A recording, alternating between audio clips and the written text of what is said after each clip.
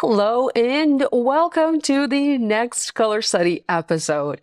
It's been a while. It's been 9 months since I published the color study episode #1, and since I said that I was going to turn this into a series where I challenge myself to try and use new color combinations. I apologize. It has been this long. I had every intention of creating new videos and trying out new color combinations, but I will admit that I knew that there was new cardstock coming from Spellbinders, and I kind of wanted to wait for that new cardstock to launch so that I could share the new color study videos with the new colors of cardstock. The new cardstock has finally launched, and I bring you the second color study episode on my channel. Today, we are looking at the analogous color combinations. Analogous are the colors that sit adjacent. Am I pronouncing that correctly?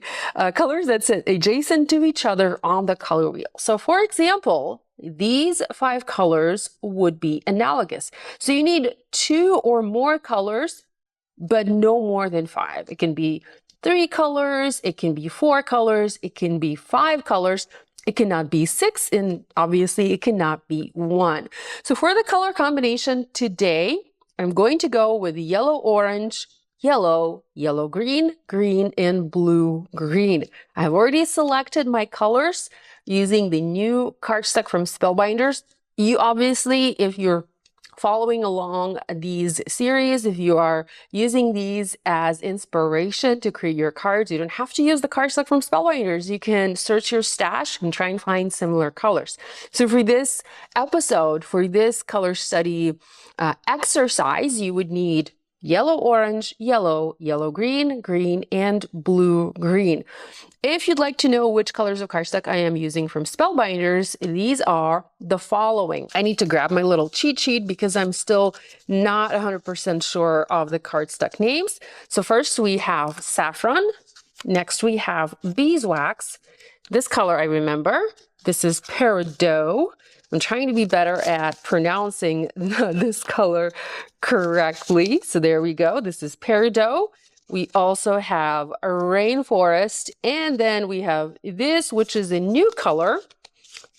Well, actually, no, it's not new. It's kind of similar to the one that we had before. It's waterfall. I actually used 2 to 3 shades of each of these colors to have a little bit more color variation on my cards. So for the yellow and yellow-orange, I used the colors that I mentioned. So I used the saffron, the beeswax, but on a few cards, in few cases, I also brought in Tuscans. So I have a little bit of that yellow-orange color on some projects.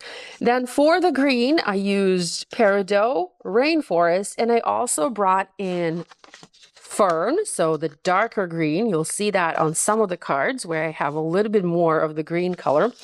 And then for the blue-green, I used, let's grab this first color. So I used seaside, waterfall, and teal topaz. So you'll see those used in my color combination today. Speaking of analogous color combos, it doesn't have to be just, these colors. If you take your color wheel, and by the way, I do suggest you get a color wheel because this is a super helpful tool. I will link to this one in my video description below. It doesn't have to be just these colors. If you move your color wheel and check out this section, this is super helpful section. We can move it a little bit to the side, and now we have yellow, yellow-green, green, blue-green, and blue.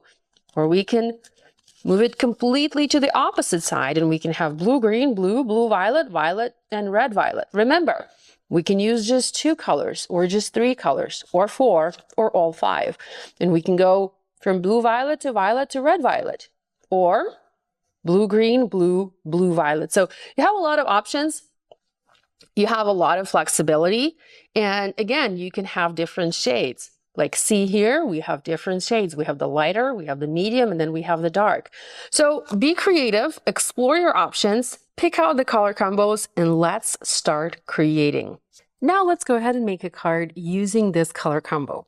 I'm using new to me dies. These are relatively new from Spellbinders, called the Flower Card dies from the, I'm looking at my cheat sheet here, from the Vintage Flower Shop collection with Simple Stories. So there was a collaboration with Spellbinders and Simple Stories, and there is a mixed collection with products from Simple Stories. I'll pop some images, some product images on the screen here for you so you guys can see what those products are.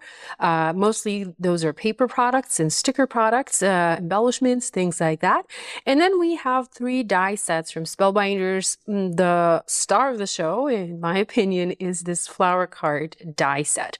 So this die set is meant for creating a beautiful flower card, or, you know, a card that can be filled with anything you want. You do have flowers in this die set and you have some sentiments in here, but you can also alter this and make this flower card your own. So this is what I tried to do for my card today. I decided I did not want to make a card, but rather I wanted to make a flower stand or a flower display.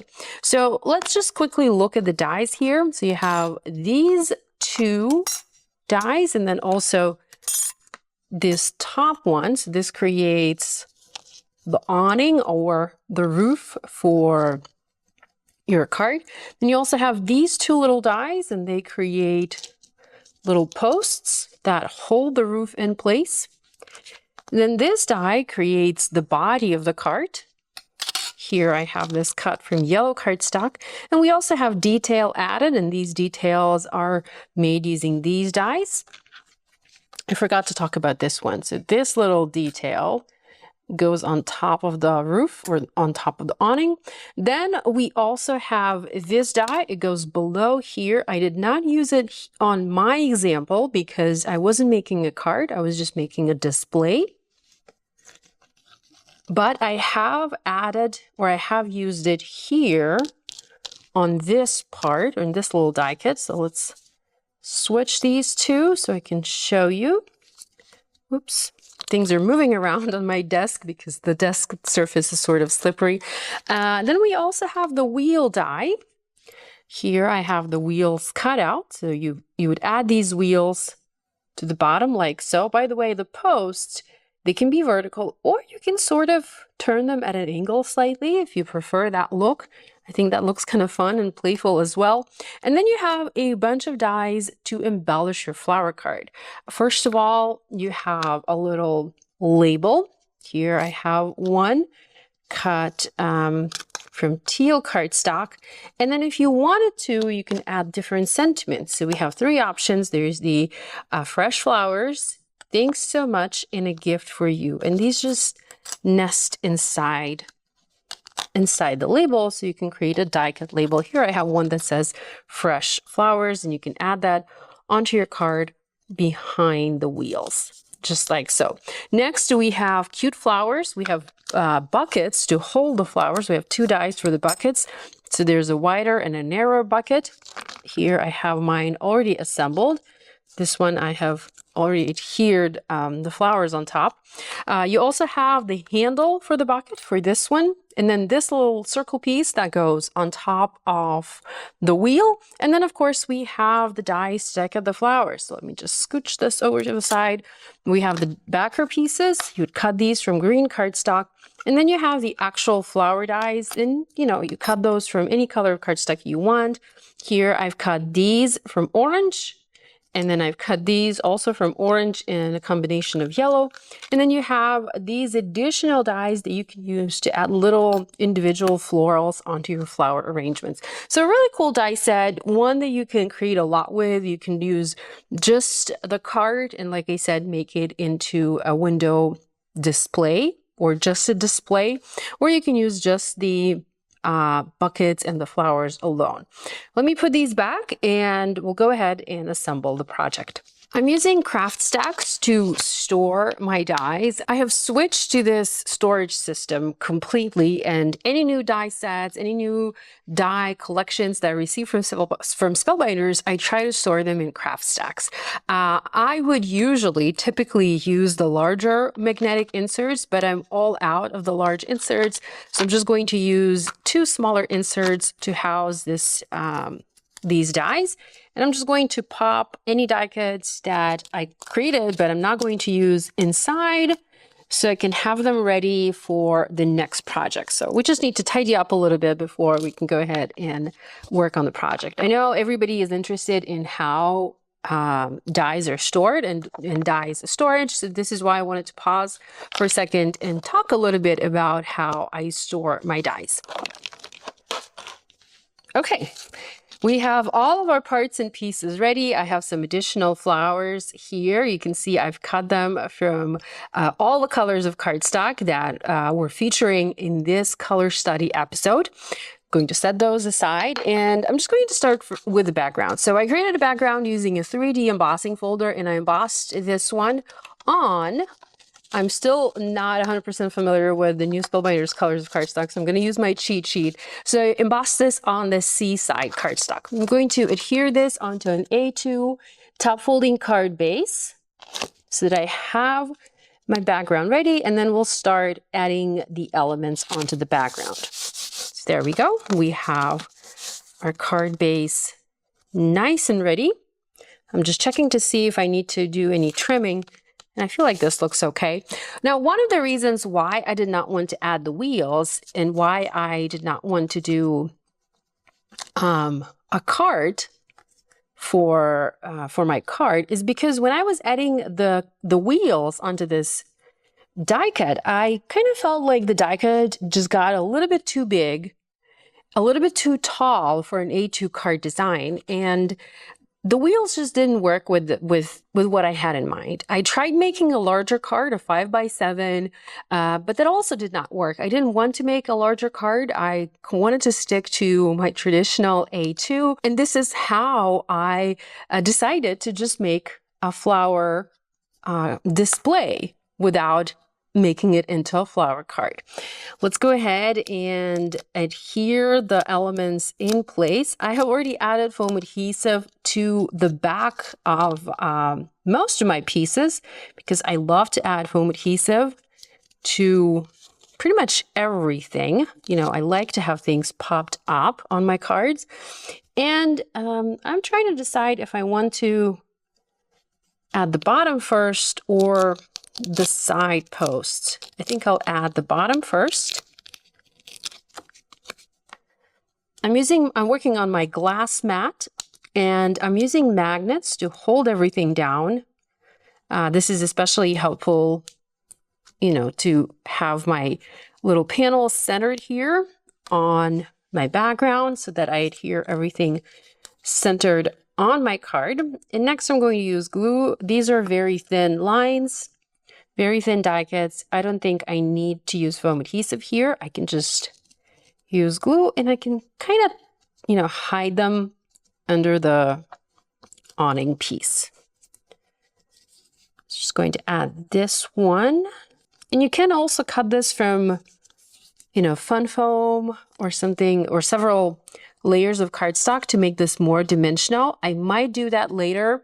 I might come back to these and make them a little bit thicker on the finished card. Next, I'm going to add the label. And for this, I'm using thin foam adhesive squares. I want this popped up, but not too much.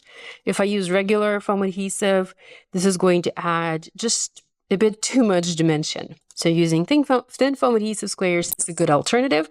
Next, I'm adding a foiled and cut out word that says Mom. I created this using the March Glimmer Hot Foil Kit of the month.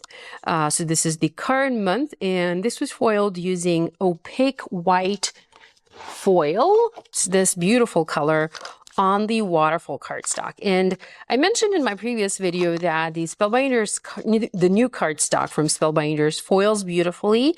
And I have tried foiling this several times, different sentiments mostly, but I've not had any problems. It does foil so beautifully. I have perfect results. I don't have any underfoiling or overfoiling or anything like that.